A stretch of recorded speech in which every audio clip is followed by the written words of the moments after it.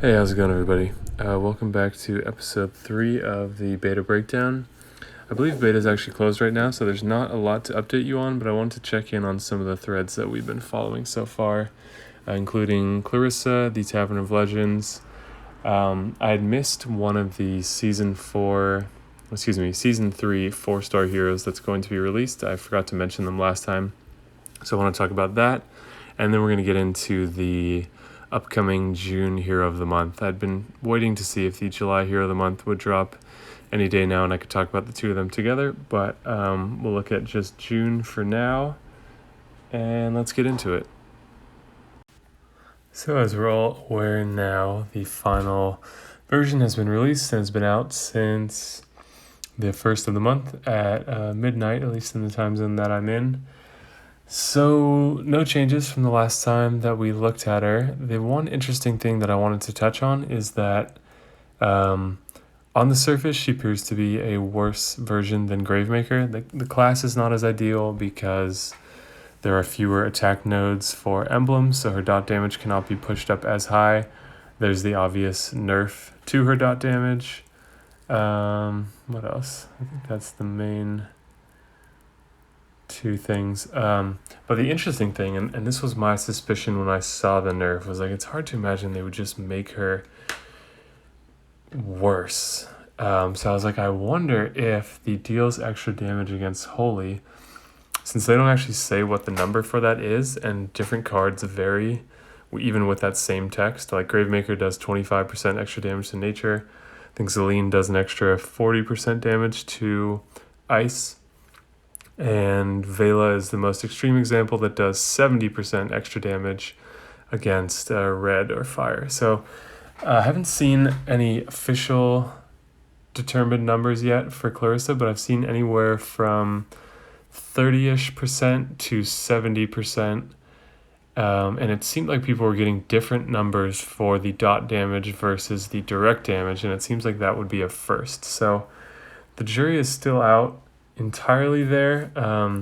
One thing about her is that being a paladin class and having the elemental link that she does, she should be able to take more hits than Gravemaker can. So the potential is that she can fire more often. And if she does, the dot is not as significant then. If she goes off maybe 3 times and he only goes off twice, then she's going to have more of an impact.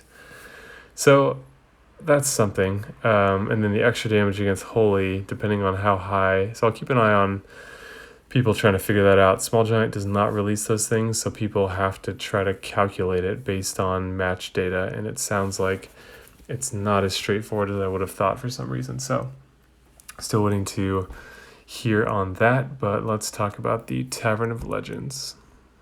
The only change that I'm aware of for the Tavern of Legends is like what we talked about before, with the opportunity for coins being removed from other areas of the game and delegated only to the quest itself. So since beta is closed, it seems like that is the way that it's going to stay. It's possible they could change that in future events, but the one thing I wanted to touch on real quick is it seems like this was part of the latest update. So this quest is probably, our phones have been given the software capability to run this quest, and then it probably gets downloaded from the server when the time comes, but it seems like that's going to be coming around mid-May probably.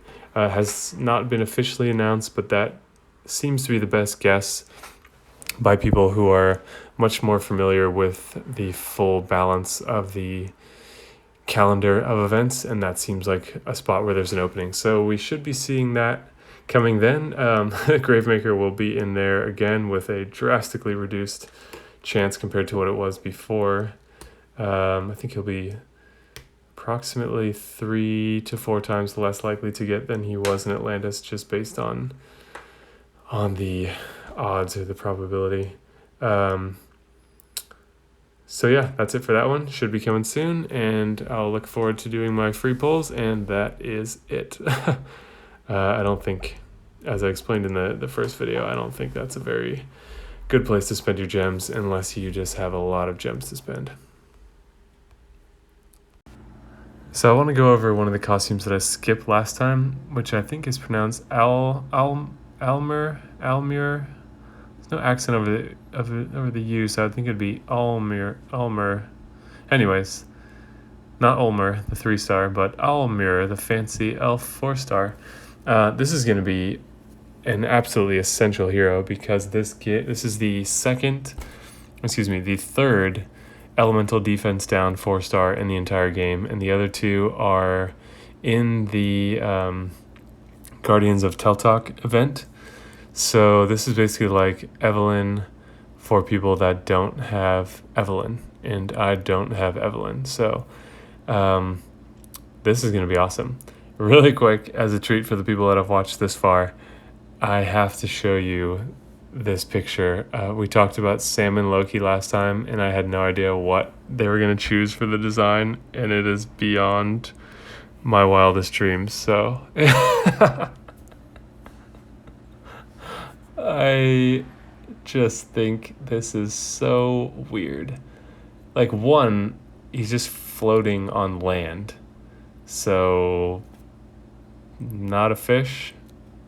Second, I would fight this fish, so not a very menacing character. I guess it's kind of cool that he has tattoos, but like, this is one of the most absurd cards I've ever seen. It just feels like so out of place. Like when I don't know if anyone played Magic the Gathering, but there was a set, I'm talking about like the old cards, there was a set where they did like joke cards. I forget what the symbol was or what the name of the set was, but they were all just like ridiculous, and that's what this reminds me of, like something that's like a fake card and not really meant to be played in the game. It's really strange. So anyways, let's get back to Ulmer here. So thanks for indulging me there. I just could not laugh when I saw that. Yeah, I don't know if that's what they're going to settle on, but it seems like it's ready. Maybe this is a joke. I don't know. The beta stuff, it's kind of hard to tell what's going on because people aren't really supposed to release that stuff, I don't think. I'm not sure how that works since I'm not in beta, but yeah, well, stay tuned on that one. I just wanted to put that out there. So this hero is like the mini Evelyn. Stats, I feel like if you're going to want to use this in place of Evelyn, you're going to have to put emblems on here. So Sorcerer is kind of a good class for that because, I don't know, I guess there's competition in every class. It all depends on your roster, because this is like Ursina, Morgan, Lady of the Lake are some of the ones that I have. 4 stars are obviously much cheaper to emblem than 5 stars, so something to keep in mind. This is just one of those essential setup heroes that I'm sure I will probably give emblems to. Just have to factor that in somehow. Because I sort of use Buddy for defense down right now, but it's nice that his speed will be the same speed as my snipers, so they'll all be ready at the same time and I don't have to wait. So you can see that there's been a change here. They released this at very fast first, which is just absurd, because the main effect, in my opinion, is the minus 54% against nature for 4 turns. I'm pretty sure Jackal is also 54%. Let me remind myself for how many turns that's for. I think it's also for 4 turns. It's possible that it's for 3, but usually they tend to stick with the same kinds of things. And it is also, 4 turns. And let's take a look at Falcon real quick. Swiping through my roster here. We're up Titan team. Falcon is 54 for 4 turns. So that's their standard thing. They're sticking with it. Works for me, and I love it. So, again, the stats are a little on the soft side. Attack is very low. That's like 5-star tank attack. And the defense is not very high either. So, I think because the utility is strong, they weaken the stats a little bit to balance it out. So, it deals 120% damage to the target and nearby enemies. That is just a little bit under Gravemaker's 135. But Gravemaker's attack stat is like a base of 717 or something like that. So it's worse, not very much damage. And again, that's not really the point. This is kind of cool though. Reduces max health from the target and nearby enemies by 75.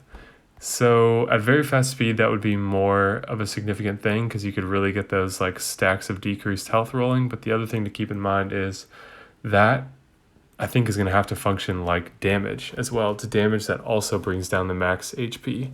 Because if it's saying reduces the max health by 75, actually I guess that's happening after the hit. So I'm wrong. The hit is going to go first. These are always in order of the operation of the skill. So the damage is going to go first. It's going to do more than 75. Then it's going to pull down the top end of their HP by 75.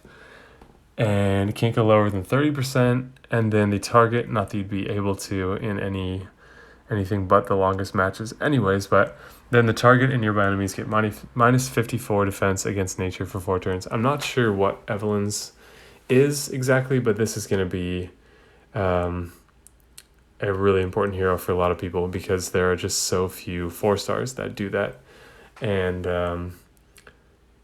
And then follow-up hits. Yeah, fast speed. I still like Jackal the most out of the 4-star elemental debuffers because very fast speed has such a huge advantage over fast speed. In my opinion, I've talked about that before. But anyways, this is going to be an essential hero. This is my favorite of the ones that they're releasing. There are other cool heroes, but this is the one that has the most immediate utility and use, and one that I'm going to be going for sure. Okay, so last thing I want to talk about is the June Hero of the Month that you can see here, Raphael. If you didn't know, they always move in color order, so we just happen to be on blue now. Don't pay attention to the special stuff, the special skill text on here right now. I couldn't actually fit the skills on the same page as the card, so I'll explain why in a second. But this guy's geared more towards tank stats. He is a healer primarily, and it seemed to me like they were trying to go, once I show you the stats or the special skill stuff, you'll understand. It seems like they were trying to go a new direction. You know, people keep giving them crap for not innovating, so I think they were trying to innovate. And I think that's just a really hard thing to do because not only do you have to balance the special skill with itself, but you have to balance that within the game itself, and you have to be wary of any potential game-breaking synergies you might be introducing. So there's a lot of factors there, and I have sympathy for them. I would not want to do this job. I think it would be really hard. People are going to complain no matter what, so even if you're doing the best job you can, it's not going that well. So let's look at the special skill stuff here. He's a monk. Lots of competition there, but again, like we were just talking about, that sort of depends on your roster, and I think there's good competition for any class, assuming you have heroes in those classes. It is a decent class for a healer. I think it's a decent class for anyone. It's one of the more powerful ones. So yeah, the most hilarious part about this to me is, look at his attack stat. Well, you can't see it right now, but it's 650, very low, and he's not an attack-oriented hero. Resist attack ailments. This hero has an innate resistance against status ailments that affect attack. Is is that a joke? You know, it's like a Salmon Loki style ability right there. It just doesn't make any sense. So go figure. I don't know. Maybe I'm missing something, but to me that just seems really dumb. I guess they can't give everyone the good ones, but that just seems to be a complete disconnect in terms of synergy. They've changed the mana speed from very slow to slow, which I think is good. Very slow needs to be an incredible hero because sometimes they don't even fire in a match depending on what their stats are like. So it's called Ice Treatment. Where it's landed now... Oh, okay. So you can see all the changes that they've made here. And this is just, so I can't tell what the actual starting point, I guess just a 42% heal is where they started. And then they introduced this other mechanic, and it seems like they're having a hard time balancing that, potentially. I haven't been following this thread because I checked into it and was like, not really that appealing. He sort of was like a 5-star Kirill to start, and I think that would have been great. And then they went and turned him into this whole weird thing. So what we have is heals all allies, and this is probably going to change again, I think, since there is going to be another beta session before June starts, since we're just starting May here, but heals all allies who have less than 50% HP left to 50% health. So if you're over 50% HP, you get nothing from this. If you're under, it's going to throw you all the way up to 50%. So it's kind of weird that, like, in the right situations, it could really bring you back from the brink, but it's kind of a risky move to make. So that's kind of weird. All allies regenerate 812 HP over 4 turns. So if all your heroes are dead, he's going to heal them back to full health within 4 turns. So that is pretty powerful for a healer, but I don't know. A little weird still, just the way that he works. So even if you don't get the 50%, you'll still get the 800 HP heal over 4 turns. So I guess he has potential, but there's just some weird things about this that don't appeal that much to me. 812 HP over 4 turns is the strongest heal in the game as far as I know. So yeah, there's potential there, I guess. It'd be nice if there was like a cleanse or something maybe, but yeah, they added this. All allies get plus 39% increase for any healing received for 4 turns. Then they removed it. There is a defense and attack buff. They removed that. There is... Oh, he does have a cleanse. Okay. Dispels status ailments from all allies. So that's a nice thing to have. Element Link gives all ice allies... Element Link gives all ice allies plus 30% defense against special skills for 4 turns. So they seem to move in chunks, where like a lot of the last Heroes of the Month going back to... was that starting with Grimble in December? Was the... we got the Element Link with 10% critical chance because we had Grimble, then we had... Vela, then Jean-Francois, and then March was Telluria. I think Telluria has the same one. And then April was Melosi, who had that one. And then we got, now we have the new group. You know, we started it, if you look at it starting on the purple Grimble, now we're back to purple Clarissa, and she has the defense against special skills for 4 turns. And can't be dispelled, so it's cool. I guess we can count on it, the next 3 as well having this. So yeah, not too interested in this hero. I wanted to cover it again. I was hoping to do July and June at the same time, but July is still not released, and that's the one I'm most interested in because it is a red, and Telluria has created such chaos in the game that I feel like they have to be releasing a Telluria themed red Hero of the Month, and so that could be pretty exciting. So we'll have to wait and see on that. But here's the information for you again. As always, I'm just here to try to present you with the facts, a little bit of my input, and then basically I want you guys to determine what you think, and feel free to have discussions about it in the comments as well. We're starting to get more of an engaged community now, so I'm hoping to see more of that stuff where the comments can become a resource and a place of discussion for people that are willing to consider these things.